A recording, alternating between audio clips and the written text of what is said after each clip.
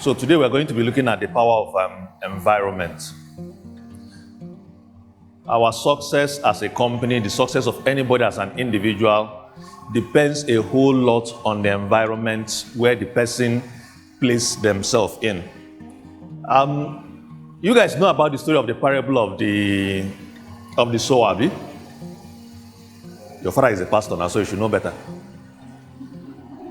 Okay, so in that story, there's something that strikes me the most.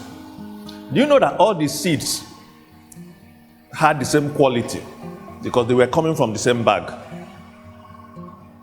Do you know that what determined the ones that produced and the ones that did not produce anything was actually the soil where they fell in? Which means you might go to the best school. You might finish, in fact, the best example is when you look at your set. You tend to find out that some people tend to be doing very well, while others are not doing anything, and some others are just as if life just abandoned them. And you ask yourself, what is the key difference between those who are doing well and those who are struggling and those who can't even make up anything? And the key difference that makes a whole lot of impact is the environment where people allow themselves to fall in. And for us, and for anybody who wants to grow, it means that we must deliberately build the kind of environment we allow ourselves to be in. I always share this story that years back, when most of you have not even entered university. So I used to live in this semi-Ajegunle kind of place. And because of the environment, it was okay for me, and was a face me, I face you. I didn't really see anything wrong with the place. But what I also didn't notice was that the kind of growth I was having in my life was almost stagnant. And when I now left that environment, it was like things just accelerated. I was in a meeting of CEOs yesterday.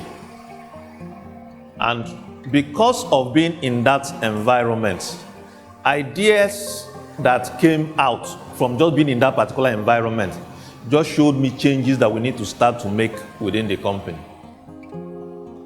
Last week, I deliberately asked IK to go for a particular conference. What was the conference like?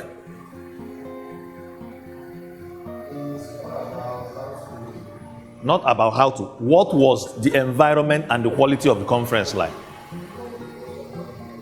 Because there's no way you can actually grow if you don't deliberately expose yourself to certain kinds of environment.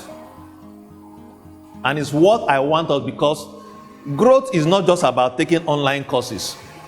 Growth is not all about visiting places. Massive growth that we have as a company, anybody will have as an individual, come from deliberately placing yourself in certain environments. And for us, we need to consciously now start to work on it, because things are beginning to get out of hands in the country, which means a lot of people will start to suffer and struggle massively. And for those who are going to do well, who are going to thrive within the new context of Nigeria, is those who understand that environment plays a key role to how you succeed and excel in this country. So I want us to take our environment very, very seriously. Here might be a conducive environment, your work environment must be conducive, but you also need to ask yourself, who are those you stay around all the time? For instance, remember that when Jesus was going to Jairus' house, when he got there and people were saying the girl was dead, what was the thing he did? Yeah.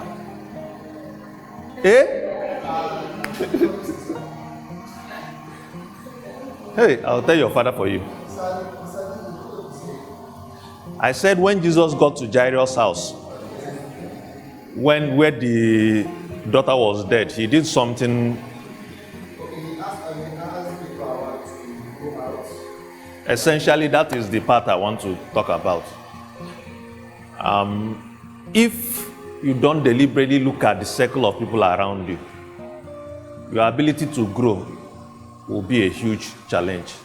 I say this because there's one of our classmates, my best friend in secondary school, and recently he had some major mental challenge that incapacitated him. And the reason why that happened was that after service, he went to a particular state and suddenly joined a group of friends and in a circle that just mentally crashed him. He was a very sharp guy, very smart guy, but because of the environment. So I'm saying this to each and every one of us, that we must deliberately plan the environment that we place ourselves in this particular time and season. This is not the season for you to just, anywhere belly face, wherever you find yourself, you are just there. It's important for you to look at, maybe a decent accommodation might cost you a bit more, but it also might be the time for you to start to look at where you also live. Because if you don't address that, you becoming very successful in Nigeria will be difficult, and even thriving. So I want us to really take our time to start to look at the environment that we place ourselves in.